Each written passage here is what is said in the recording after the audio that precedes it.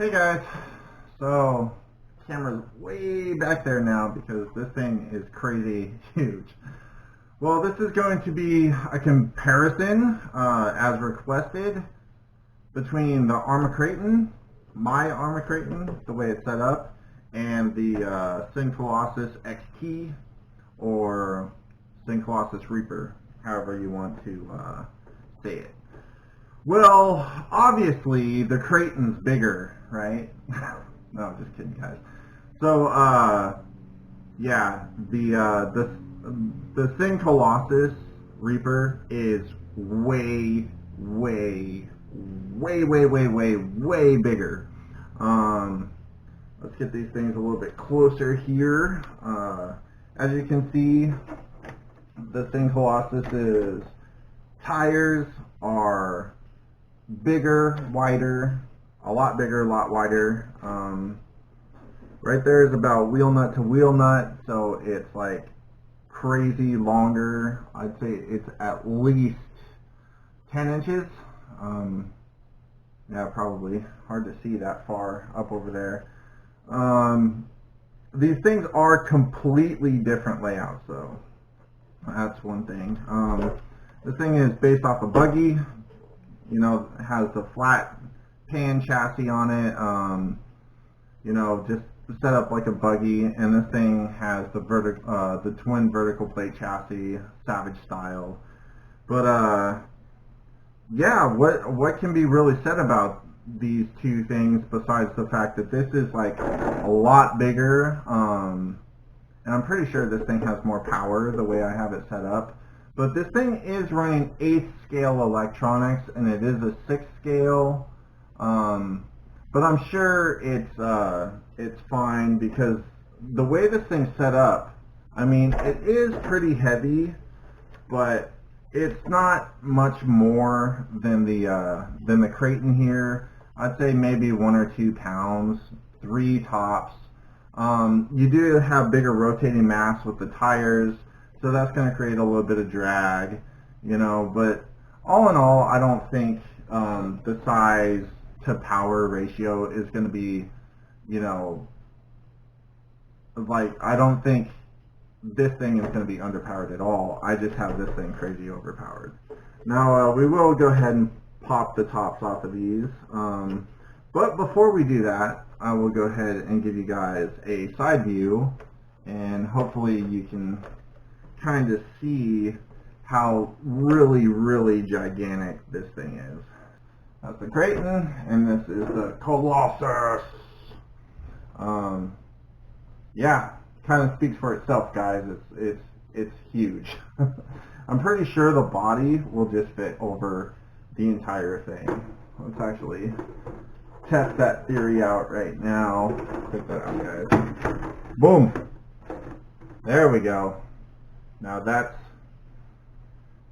perfect, right? There. About how it looks when it's just sitting there. I do like that the roll cage though thing. It makes for a good handle and easy. So we'll go ahead and get rid of the bodies, guys. Kind of get down to it here. Alright, so like I said, these things are completely different chassis layouts. This thing is buggy style, flat plate chassis. This thing has a twin vertical plate chassis, real narrow. Everything's consolidated in the middle. This thing, you know, it's nice and flat, and everything's on either side. You got your batteries here and all your electronics on the right, where this thing, you know, your ESC is in the front, your motors in the middle, and then you put your batteries in the rear. Now from the look of it, I'm not sure how big the low-C XXL shocks are, but that's what I have on the rear of my Kraton. If you guys can see that, get it up there. But these shocks are a lot bigger. Well, I wouldn't say they're a lot bigger, but they are bigger. A couple mil at least. But, you know, that's basically it. This thing has way bigger drive shafts. They look to be, and they might even be 10 millimeters They are so huge, guys. It's crazy. But this has 5mm drive shafts, and that looks big until you look at these. But yeah, basically that's the comparison here. We'll turn this guy back around, and kind of do one of these shots for you guys, so you guys can kind of see. It's just a lot different layout. The performance factor, I think both are going to perform well. I know that Kraton performs well, but I think this thing's going to perform well.